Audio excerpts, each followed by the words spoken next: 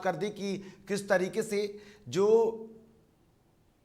खबरें आई उसके बाद लगातार ये देखिए इंडियन एयरफोर्स ने जो जानकारी दी, इंडियन एयरफोर्स ने भी इस बात की जानकारी दी। उन्होंने कहा कि इस घटना में जो लोग भी रहे, जिनके निधन हो गए, उनकी जानकारी दी। ये देख सकते हैं किस तरीके से मैंने अभी जिक्र किया था कि प्रधानमंत्री नरेंद्र मोदी ने एक ट्वीट किया है और उसमें उन्होंने जनरल बिपिन रावत के साथ वो तस्वीरें साझा की और उसमें उन्होंने लिखा कि अपूरणीय क्षति है। इसके साथ साथ रक्षा मंत्री की ये ट्वीट देख सकते हैं किस तरीके से रक्षा मंत्री राजनाथ सिंह ने भी ट्वीट की और उन्होंने इस पूरी स्थिति पर अपनी बातें रखी और एक एक करके उन्होंने जितने लोगों का निधन हुआ है उसके बारे में जानकारी दी। इसके अलावा नितिन गडकरी ने भी ट्वीट किया और उस ट्वीट में भी उन्होंने इस पूरी घटना पर दुख व्यक्त किया है। तो आपको बता दूं कि आज पूरे देश में शोक की लहर है।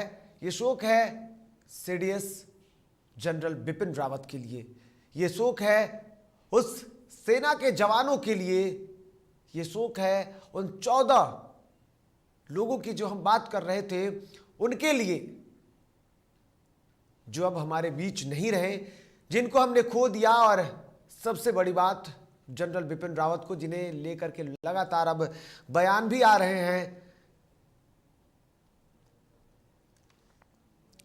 आपको एक बार हम बिपिन रावत के सफर के बारे में भी बता देते हैं कि किस तरीके से रावत ने 11वीं गोरखा राइफल्स की 5वीं बटालियन से 1978 में अपने करियर की शुरुआत की थी और उसके बाद वो कभी पीछे मुड़कर नहीं देखा। उन्होंने लगातार आगे बढ़ते गए। जनवरी 1979 में सेना में मिजोरम में उनकी प्रथम नियुक्ति हुई थी और तब से लगातार वो कई ऐसे इलाकों में भी उनकी तैनाती हुई जहां काफी खतरों से खाली नहीं था वो जगह और वहां पर उनकी नियुक्ति की गई। और ऐसे में अब लगातार तस्वीरें सामने आई। 17वें सेना प्रमुख के रूप में, माफ कीजिएगा 27वें सेना प्रमुख के रूप में उन्होंने अपना योगदान दिया।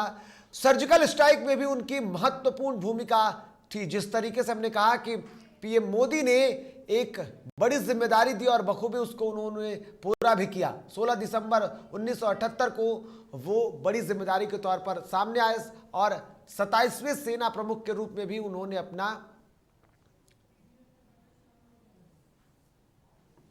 काम किया। और ऐसे में अब आपको बता दूं कि इस वक्त की बड़ी खबर आ रही है, सीसीएस की बैठक जो है वो शुरू हो गई है। सीसीएस की बैठक शुरू हो गई है। प्रधानमंत्री के आवास पर शाम 6:30 बजे ये बैठक होने वाली थी और अब बैठक शुरू हो गई है। तो आपको इस वक्त की बड़ी खबर बता रहे हैं जिसमें कई सारी बातें सामने आ सकती है। क्या कुछ खास आगे होने वाला है, इस पर भी जानकारी ली जा सकती है। पीएम मोदी मौजूद होंगे उस बैठक में। हालांकि अब तक ये जानकारी जैसे ही आएगी हम आप तक पहुंचाएंगे कि क्या उस बैठक में, लेकिन जो जानकारी मिली थी उसके मुताबिक प्रधानमंत्री मोदी के आवास पर वो बैठक होने वाली थी और वो अब बैठक शुरू हो चुकी है।